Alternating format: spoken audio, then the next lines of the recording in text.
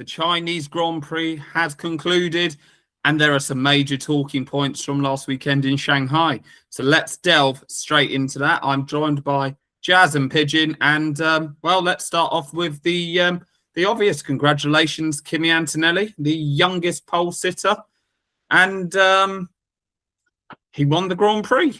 How well did he do? I mean, first Italian in 20 years to win a race. I think he did a splendid job. Took pole Russell had a little bit of an issue, but I must say it was a great lap anyways. And then dominated the race. So hats off to him. He did a great job, and I think he can definitely build on that throughout the season and then win a couple more. Unfortunately, Jazz, he didn't quite have the sprint race he would have wanted. Talk us through how, he just didn't quite put those 19 laps together. Yeah, I mean, he seemed to have a few separate issues throughout the sprint race, which I think were quite detrimental to him. I mean, he had that contact with Hajar. That resulted in a 10-second penalty for him. And then, obviously, safety car restart. He went off. I think he kicked up some gravel. That meant that Piastri then overtook him. He then had to give the place back. It was just one of those races, I think, where the rhythm wasn't there. But he brought it back when it counted. He set a great lap in qualifying. I thought it was really interesting to see him after qualifying, getting out of the car. He seemed kind of unsure of what to do with himself. And I think, the race win will definitely give him a lot more confidence throughout the season. He knows he can do it. Kind of the Lando Norris theorem. We finally get that first win out of the way, and then the rest seems to come nicely. And I think I predicted in the last pod that I can really see him giving Russell a much harder time than maybe Russell was anticipating. And I think that kind of shone through this weekend too.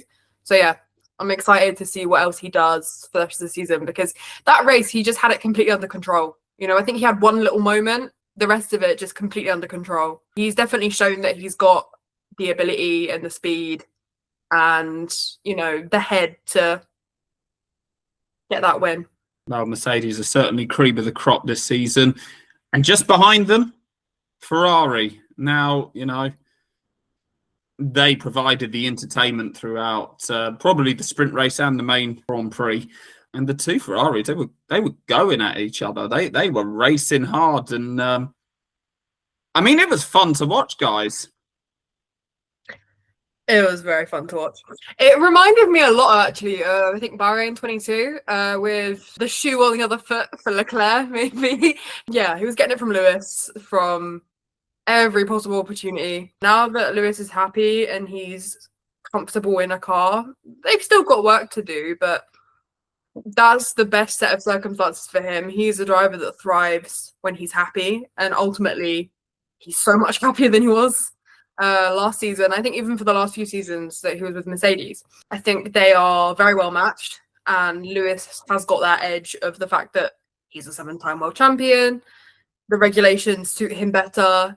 I think they will continue to provide for us this season.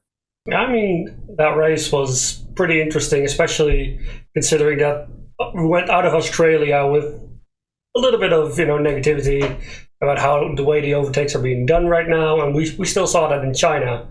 But what I think Ferrari managed to display very accurately is that you can race with these cars through the corners. I think in one lap, Leclerc and Hamilton spent about 50% of the lap going side by side through turns, which is really great to see. Strategy-wise, I wouldn't say it was the smartest move, because they still had Russell behind them. They could have just, drove into the distance, one behind the other, and, try to get Antonelli, which I don't think would have been possible. But Russell managed to overtake both of them in the end. It was great seeing those two great drivers go head-to-head. Mercedes and Ferrari are doing well. Two teams that aren't doing well are McLaren and Red Bull. Let's start with McLaren. Oscar Piastri still has not completed a lap in a Grand Prix. He made it to the grid this time, but that was it. That was the end of his race. Norris, of course, didn't take part in the race as well with software issues. Guys, this is not looking good for the world champions, is it? No. It's not. It's been a rough couple of weeks for them. McLaren are in a really tough spot.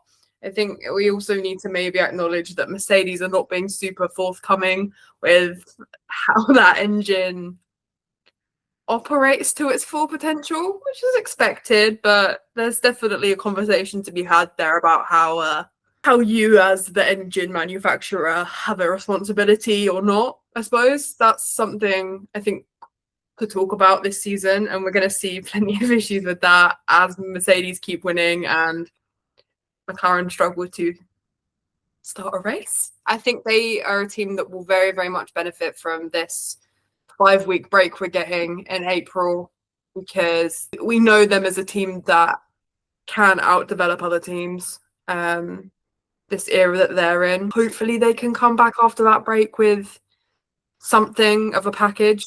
I mean, Pigeon, Red Bull, they're in a similar situation. Verstappen retired from the Grand Prix, but neither he nor Hadjar looked comfortable.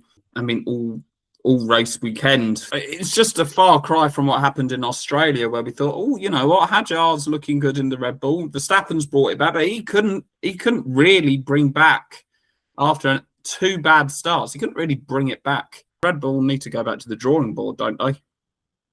I mean, I think pace-wise they are behind, definitely. But yeah, it's mostly the race starts for them. I think Verstappen lost a combined like 20 places in both races, which qualifying doesn't really matter because you're gonna start last anyways, and then you have to overtake everyone, which isn't that hard because you can just fly by on the straight. But I think the positive to take away from it is that Hadjar made Q3 in both of the qualifying, because they weren't comfortably in Q3, but they were there. But yeah, race pace is just terrible for Red Bull. Also, tire deg is off the charts. I know they're a little bit overweight, but still, it's really not good. Then Hadjar had to spin in the race and then managed to pull it back in the end. Verstappen retired from the race due to ERS cooling issues, I believe. So yeah, there's a lot of different issues that Red Bull are dealing with. Some are fundamental, some are just a little bit of pace. So yeah, I don't think it's going to be an easy season for them, especially when you consider that Ferrari and Mercedes are that far ahead.